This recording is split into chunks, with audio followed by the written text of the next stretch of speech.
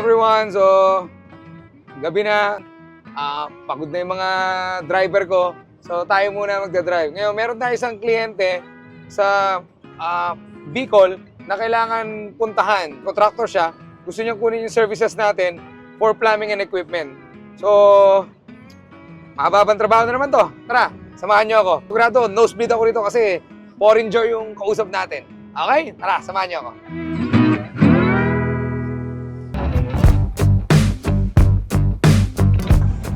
Going to Bicol in 11 hours and 16 minutes ang biyahe natin.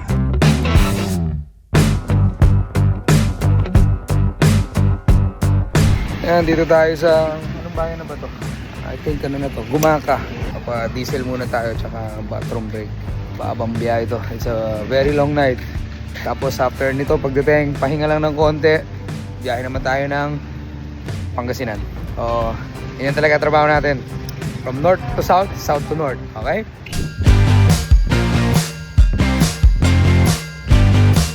Grabe yung bagyo. Inubos yung mga puno. Good morning yan. Inabot ng 13 hours yung biyahe natin. It's a very long night. Traffic, pangit yung kalsada, road construction. Of course, kasama na yung pagbabiyahe ka rin sa Bicol. Pero dito na tayo sa lugar ng kliyente natin.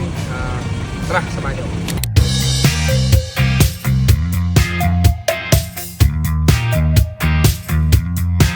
Naka-ready na yung mga formworks. So ito na yung bakal natin. So ready na to sa buhos. Pero siyempre, bago buhos, dapat maabangan muna natin ng plumbing. So kaya ngayon ang gagawin ng team natin is maglalagay ng mga abang ng plumbing.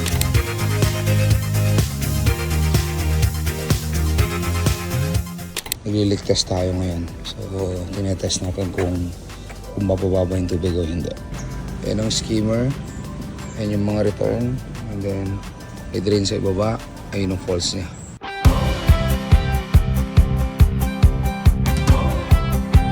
Ito yung deck box natin. Usually, inaabang natin to para sa mga ilaw.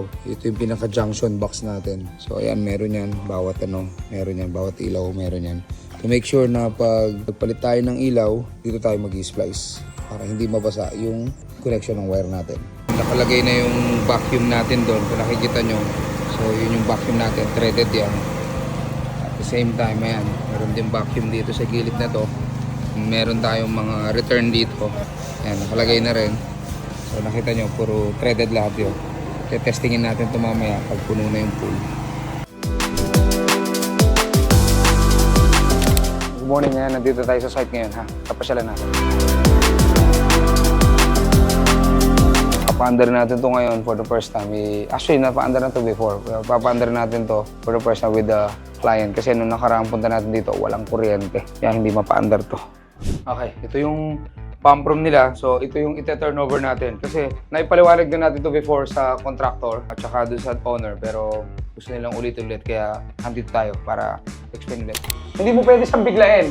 Kasi pag binigla mo siya, sir, hangin ang makukuha niyan. Ayan, sir. Nangutay-utay ko.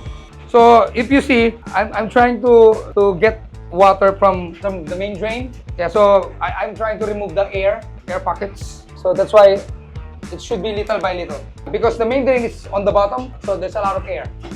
So it's easy because it's already funded. Water is already funded. So yeah, you can wait for it, kuya. Wait for it to be clear. My English is running. Hindi makahigop yung drain . Iba yung tunog ng motor natin kasi mukhang matagal kasing hindi nagamit to. Pero may dala tayong bago. Though, technically, labas na siya sa warranty na, pero hindi pa naman kasi nagagamit, kaya walang problema sa amin. Iko-covered namin ng warranty yan. Ganun kami kadaling kausap. Kaya sa iba, hindi naman na makikita yung mga yan.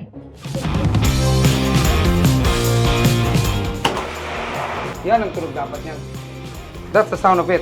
That's the normal sound. So, motor pump, filter, water source, full drain, main vacuum, main drain, skimmer, main return, okay? And this is for falls and vacuum falls, okay? So right now, sir, we are on a filter mode, okay? So lahat ng nandito, higop yan. Pati yung drain, higop yan. Higop ang tawag natin doon. Yung nandun, sir, yan ang return. Ibig sabihin, that's the return. Okay? So once you want to filter the pool, this is what you're gonna do. It should be on the filter mode. Filter. And you have to make sure na everything is open. And then once it's open, you have to turn it on. That's it. That's how it is.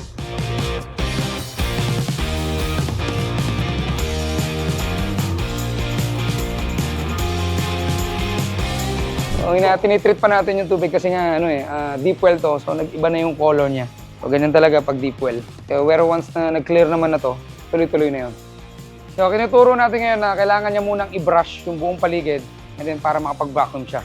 So Ken, hanggang ilalim dapat binabrush yan. Kung mararamdaman mo yung dulas, yung kailangan mo i-brush lahat yun para bumaba.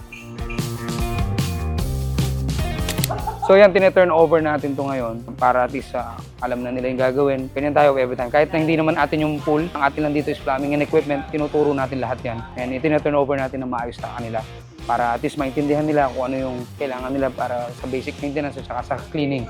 Hindi na nakapag-antay, nag-swimming na.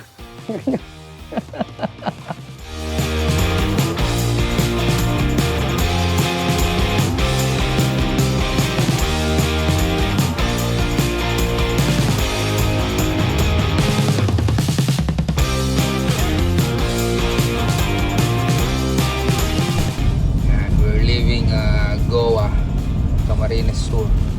Tapos na tayo dito sa Camarines Sur. Again, itong project na to, matagal na to. Maraming pinagdaanan to, maraming mga challenges, maraming naging problema along the way.